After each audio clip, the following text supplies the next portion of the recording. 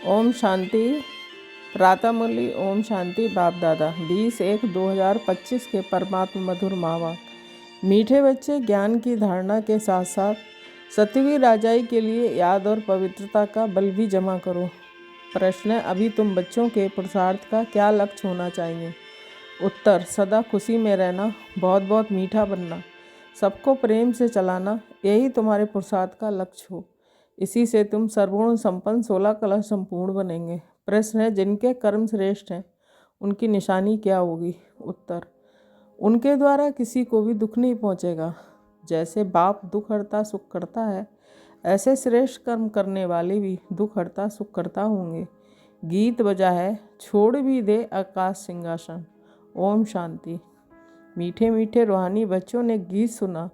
ये मीठे मीठे रूहानी बच्चों ने किसने कहा? दोनों बाप ने कहा। निराकार ने भी कहा तो साकार ने भी कहा। इसलिए इनको कहा जाता है बाप दादा। दादा है साकारी। अभी ये गीत तो भक्ति मार्ग के हैं। बच्चे जानते हैं बाप आया हुआ है और बाप ने सारी सृष्टि चक्र का ज्ञान बुद्धि में बैठाया। तुम बच्चों की भी बुद्धि में है कि हमने 84 जन्म पूरे किए, अब नाटक पूरा होता है। अब हमको पावन बनना है योग व याद से। याद और नॉलेज ये तो हर बात में चलता है। बैरिस्टर को ज़रूर याद करेंगे और उनसे नॉलेज लेंगे। इसको भी योग और नॉलेज का बल कहा जाता है। यहाँ तो ये है नई बात। उस योग और ज्ञान से बल मिलता है हद का। यहाँ इस योग और ज्ञान से बल मिलता है बेहद का, क्योंकि सर्वशक्तिमान अथॉरिटी है। बाप कहते हैं मैं ज्ञान का सागर भी हूँ। तुम बच्चे अब सृष्टि चक्र को जान गए हो। मूल वतन सूक्ष्म वतन सब याद है। जो नॉलेज बाप में है वह भी मिली है, तो नॉलेज को भी धारण करना है। और राजाई के लिए भी बाप बच्चों को योग और पवित्रता भी सिखलाते हैं। तुम पवित्र भी बनते हो, बाप से राजाई भी लेते हो। बाप अपने से भी ज़्यादा मर्तबा देते हैं। तुम 84 जन्म लेते लेते मर्तबा गवा देते हो। ये नॉलेज तुम बच्चों को अभी मिली है। ऊंचते ऊंच बनने की नॉलेज ऊंचते ऊंच बाप द्वारा मिलती है। बच्चे जानते हैं कि अभी हम जैसे कि बाप दादा के घर में बैठे हैं। ये दादा ब्रह्मा माँ भी है। ये बाप तो अलग है, बाकी ये माँ भी है, परंतु ये मेल का चोला होने के कारण फिर माता मुकर्रर की जाती है। इनको भी अडॉप्ट किया जाता है। उनसे फिर रचना हुई है। रचना भी है अडॉप्टेड। बाप बच्चों को अडॉप्ट करते हैं वर्षा देने के लिए।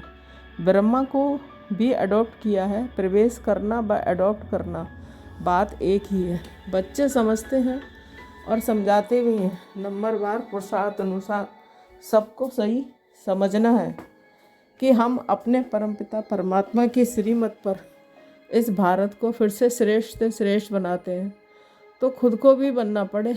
अपने को देखना है कि हम श्रेष्ठ बने हैं। कोई भ्रष्टाचार का काम किसको दुख तो नहीं देते हैं। बाप कहते हैं कि मैं तो आया हूँ बच्चों को सुखी बनाने, तो मैं तुमको भी सबको सुख देना है। बाप कभी किसको दुख नहीं दे सकता। उसका नाम ही है दुख हरता सुख करता। बच्चों को अपनी जांच करनी है। मनसा वाचा कर्मणा, हम किसको दुख तो नहीं देते हैं। शिव बाबा कभी किसी को दुख नहीं देते। बाप कहते हैं मैं कल्प कल्प तुम बच्चों को ये बेहद की कहानी सुनाता हूँ। अब तुम्हारी बुद्धि में है कि हम अपने घर जाएंगे फिर नई दुनिया में आएंगे। अब की पढ़ाई के अनुसार अंत में तुम ट्रांसफ़र हो जाएंगे। वापस घर जाकर फिर नंबरवार पार्ट बजाने आएंगे। ये राजधानी स्थापन हो रही है।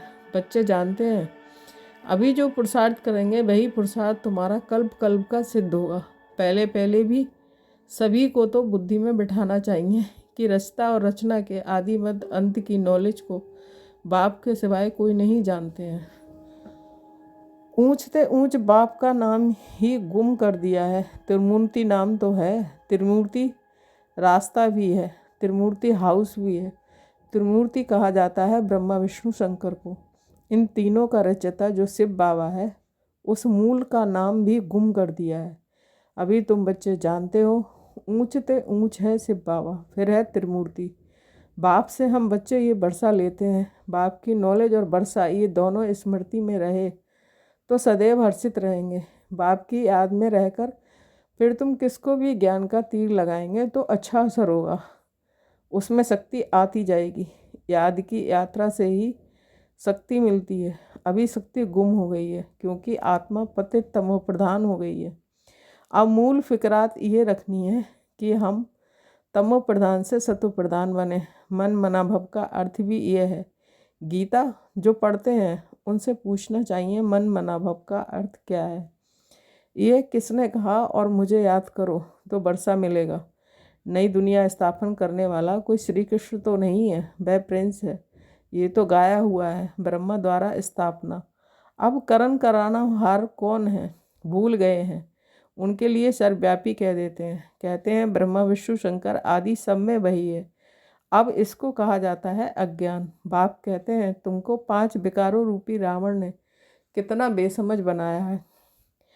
तुम जानते हो बरोबर हम भी पहले ऐसे थे। हाँ, पहले उत्तम से उत्तम भी हम ही थे, फिर नीचे गिरते महान पतित बने। शास्त्रों में दिखाया है राम भगवान ने बंदर सेना ली, ये भी ठीक है। तुम जानते हो हम बरोबर बंदर मिसल थे। अभी महसूसता आती है ये है ही भ्रष्टाचारी दुनिया।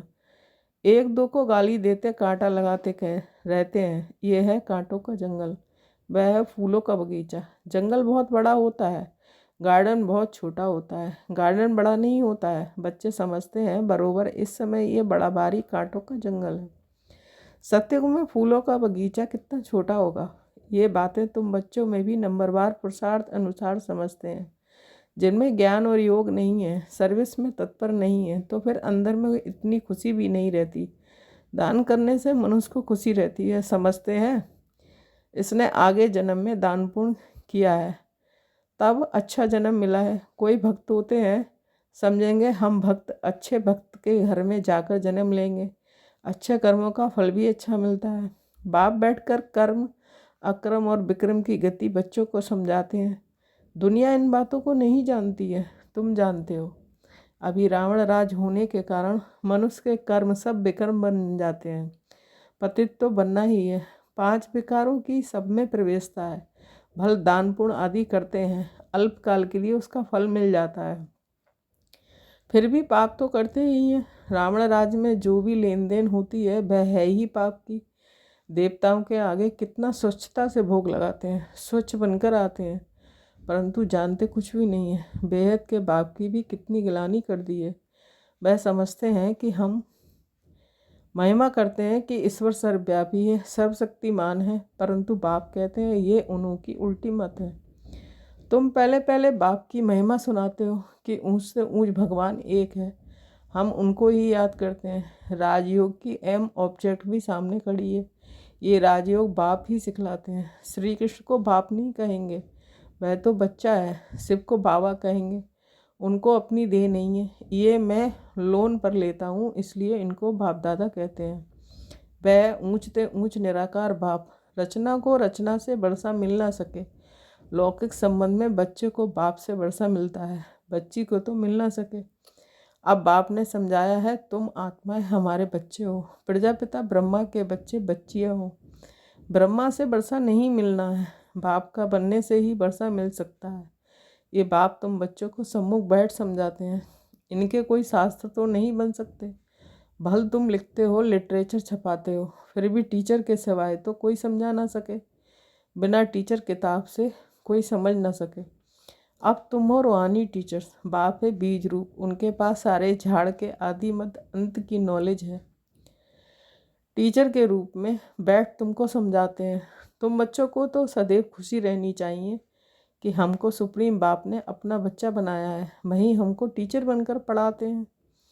सच्चा सतगुरु भी है, साथ में ले जाते हैं। सर्व का सदगति दाता एक है। ऊंचे ते ऊंचे बाप ही हैं जो भारत को हर 5000 वर्ष के बाद वर्षा देते हैं। उनकी शिव जयंती मनाते हैं। वास्तव में शिव के साथ त्रिमूर्ति भी होना चाहिए। तुम त्रिमूर्ति शिव जयंती मनाते हो, सिर्फ शिव जयंती मनाने से कोई बात सिद्ध नहीं होगी। बाप आते हैं और ब्रह्मा का जन्म होता है, बच्चे बने हैं, ब्राह्मण बने हैं और एम ऑब्जेक्ट सामने खड़ी है। बाप खुद आकर स्थापना करते हैं।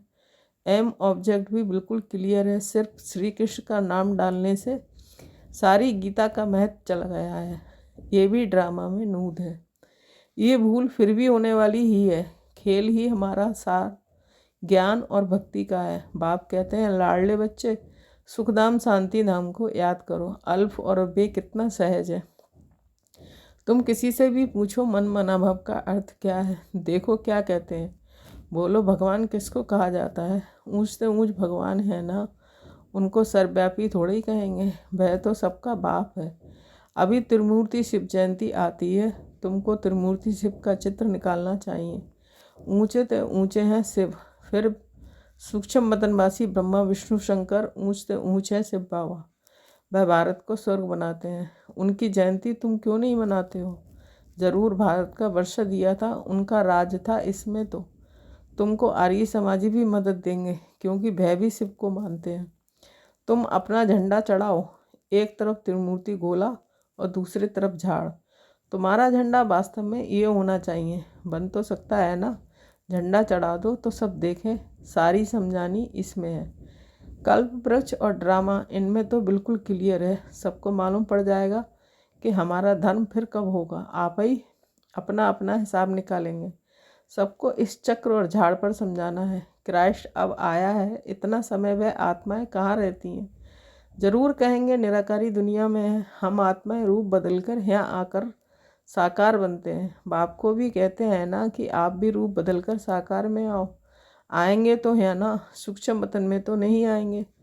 जैसे हम रूप बदलकर पाठ बजाते हैं, आप भी आओ, फिर से आकर राजयोग सिखलाओ। राजयोग है ही भारत को स्वर्ग बनाने का। ये तो बड़ी सहज बातें हैं। बच्चों को शौक चाहिए, धारणा कर औरों को करानी चाहिए। उसके लिए लिखा पढ़ी करनी चाहिए। बाप भारत को आकर हेवन बनाते हैं।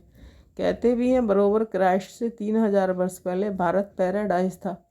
इसलिए त्रिमूर्ति शिव का चित्र सबको भेज देना चाहिए। त्रिमूर्ति शिव की स्टैंप बनानी चाहिए। इन स्टैंप बनाने वालों की भी डिपार्टमेंट होगी। दिल्ली में तो बहुत पढ़े लिखे हैं, ये काम कर सकते हैं। तुम्हारी कैपिटल भी दिल्ली होनी है। अपने दिल्ली को परिस्तान कहते थे, अब तो कब्रिस्तान है। तो ये सब बातें बच्चों की बुद्धि में आनी चाहिए। अभी तुम्हें सदा खुशी में रहना है, बहुत बहुत मीठा बनना है, सबको प्रेम से चलाना है, सर्वगुण संपन्न 16 कला संपूर्ण बनने का पुरुषार्थ करना है। तुम्हारे पुरुषार्थ का यही लक्ष्य है। परंतु अभी तक कोई बना नहीं है। अभी तुम्हारी चढ़ती कला होती जाती है। धीरे धीरे चढ़ते हो ना, तो बाबा हर प्रकार से शिव जयंती पर सेवा करने का इशारा देते रहते हैं, जिससे मनुष्य समझेंगे कि बरोबर इन्हों की नॉलेज तो बड़ी है। मनुष्यों को समझाने में कितनी मेहनत लगती है। मेहनत बगैर राजधानी थोड़ी स्थापन होगी। चढ़ते हैं, गिरते हैं, फिर चढ़ते हैं। बच्चों को भी कोई ना कोई तूफान आता है। मूल बात है ही याद की। याद से ही सत्व प्रधान बनना है। नॉलेज तो सहज है। बच्चों को बहुत मीठे से मीठा बनना है। एम ऑब्जेक्ट तो सामने खड़ी है। ये लक्ष्मी नारायण कितने मीठे हैं, इन्हों को देख कितनी खुशी होती है। हम स्टूडेंट की ये एम ऑब्जेक्ट है, पढ़ाने वाला है भगवान। अच्छा, मीठे मीठे से किले बच्चों के प्रति माता पिता बाप दादा का याद प्यार और गुड मॉर्निंग। रूहानी बाप की रूहानी बच्चों को नमस्ते। हम रूहानी बच्चों की रूहानी माता पिता बाप दादा को याद प्यार गुड मॉर्निंग, नमस्ते नमस्ते। शुक्रिया बाबा, शुक्रिया। धारणा के लिए मुख्य सार 1 पॉइंट। बाप द्वारा मिली हुई नॉलेज और वर्षे को स्मृति में रख सदैव हर्षित रहना है। ज्ञान और योग है तो सर्विस में तत्पर रहना है। 2 पॉइंट, सुखधाम और शांति धाम को याद करना है। इन देवताओं जैसे मीठा बनना है। अपार खुशी में रहना है। रूहानी टीचर बन ज्ञान का दान करना है। वरदान, देह संबंध और वैभवों के बंधन से स्वतंत्र बाप समान कर्मातीत भाव। स्पष्टीकरण, जो निमित्त मात्र डायरेक्शन प्रमाण प्रवृत्ति को संभालते हुए आत्मिक स्वरूप में रहते हैं, मोह के कारण नहीं। उन्हें यदि कभी अभी अभी आर्डर हो कि चले आओ तो चले आएंगे। बिगुल बजे और सोचने में ही समय न चला जाए, तब कहेंगे नष्ट मोह। इसलिए सदैव अपने को चेक करना है कि देह का संबंध का, वैभव का बंधन अपनी ओर खींचता तो नहीं है। जहाँ बंधन होगा वहाँ आकर्षण होगी। लेकिन जो स्वतंत्र है वे बाप समान कर्मातीत स्थिति के समीप है। स्लोगन, स्नेह और सहयोग के साथ शक्ति रूप बनो तो राजधानी में नंबर आगे मिल जाएगा। अपनी शक्तिशाली मनसा द्वारा साकाश देने की सेवा करो। जितना अभी तन मन धन और समय लगाते हो उससे मनसा शक्तियों द्वारा सेवा करने से बहुत थोड़े समय में सफलता ज़्यादा मिलेगी। अभी जो अपने प्रति कभी कभी मेहनत करनी पड़ती है, अपनी नेचर को परिवर्तन करने की, व संगठन में चलने की, व सेवा में सफलता, कभी देख दिल से कष्ट होने की, ये सब समाप्त हो जाएगी। ओम शांति। Thank you Baba.